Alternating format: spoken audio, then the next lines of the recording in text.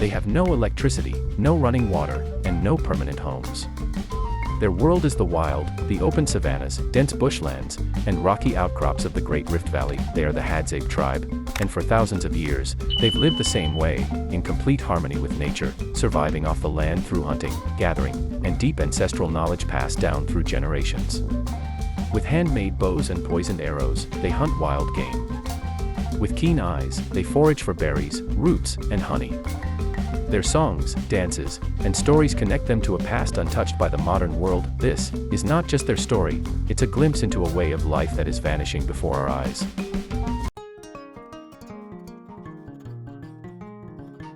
The Hadzabe are an indigenous ethnic group who live near Lake Eyasi in northern Tanzania, numbering only around 1,200 people. They speak a rare click language with no written form. Their society is truly unique: no chiefs, no politics, and no hierarchy.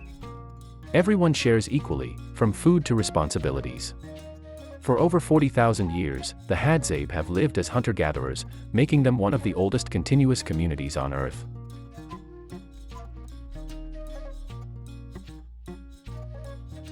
At first light, the Hadzabe men melt into the wilderness, armed with bows crafted from local wood and arrows tipped with potent poison made from desert rose sap. Their prey ranges from baboons and small antelope to birds, and, on rare occasions, warthogs.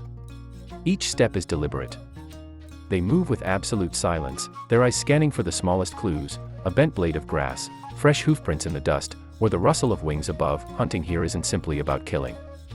It's about connection, a living conversation between man, animal, and the land. The Hadzabe believe every hunt carries the spirit of their ancestors, guiding their aim and leading them to the day's meal. Hours can pass before they make a successful kill, but patience is their greatest weapon, along with the deep bush knowledge that has kept their people alive for over 40,000 years.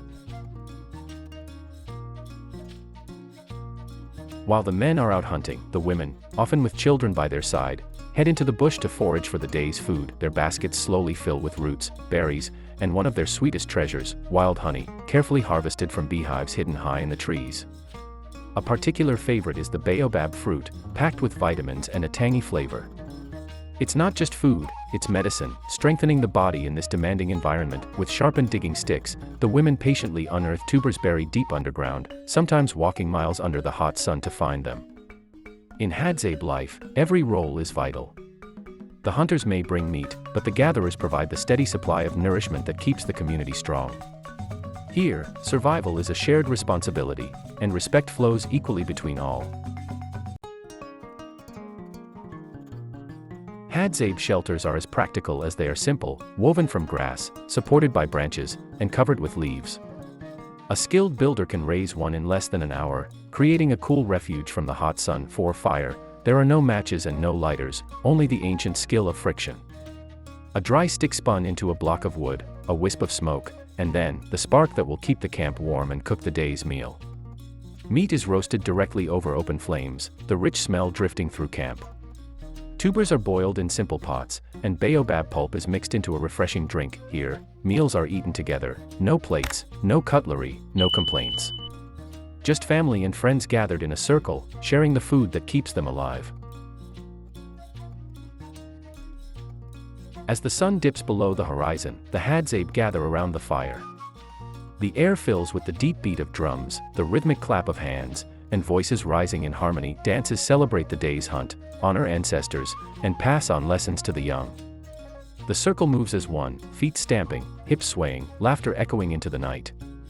Their language, a rare click tongue, is a song in itself, punctuated with whistles, pops, and vibrations that sound like music woven into conversation. In these moments, culture is not something written in books, it's lived. Every step, every drumbeat, every shared story keeps the Hadzabe spirit alive. For them, this is more than tradition, it is identity, binding the community together like the fire that warms them under the vast African sky. Please subscribe to help channel grow. The Hadzabe don't claim ownership over the land, instead, they see themselves as part of it. Every tree has a purpose, to provide shade, fruit, medicine, or wood for a bough. Every insect has a lesson, from the bees that give sweet honey to the ants that signal coming rains. They heal with herbal medicine gathered from the bush, sleep in shelters made from branches and grass, and drink from seasonal waterholes carved into the earth by time. To the Hadzabe, nature is not an obstacle to be conquered. It is a sacred provider, a living, breathing partner in survival, to be respected, protected, and loved.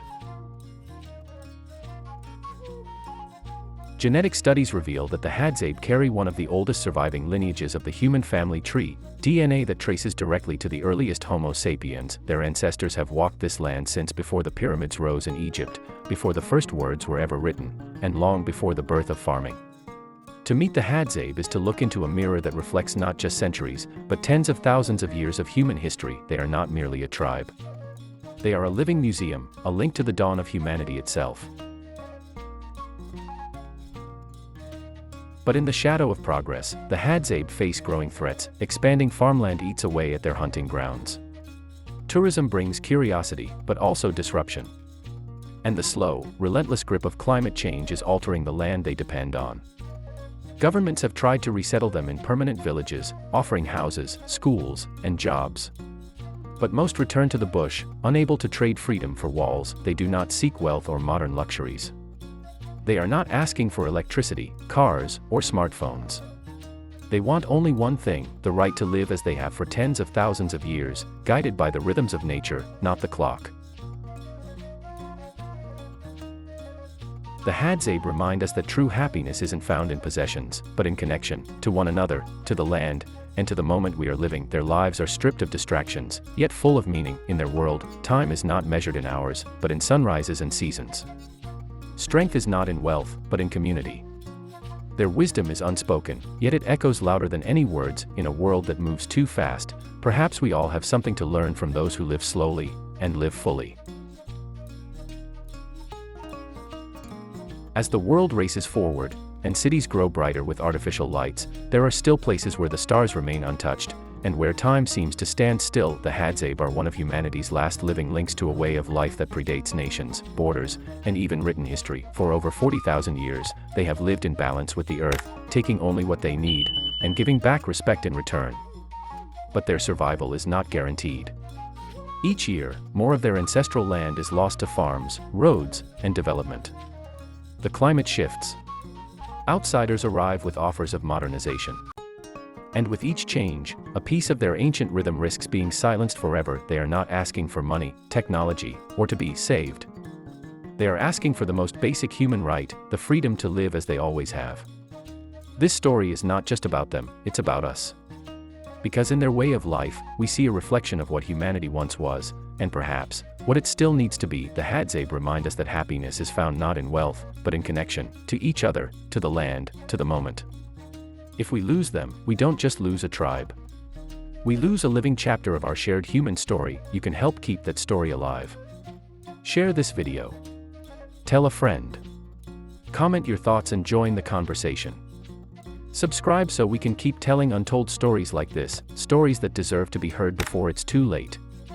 The bush speaks in many ways, in the whisper of the wind through the grass, in the laughter of hunters returning with food, in the soft glow of a fire under the African night sky. If we listen, really listen, we might hear a truth we've long forgotten. To protect them is to protect ourselves. Thank you for watching, and for walking this journey with us.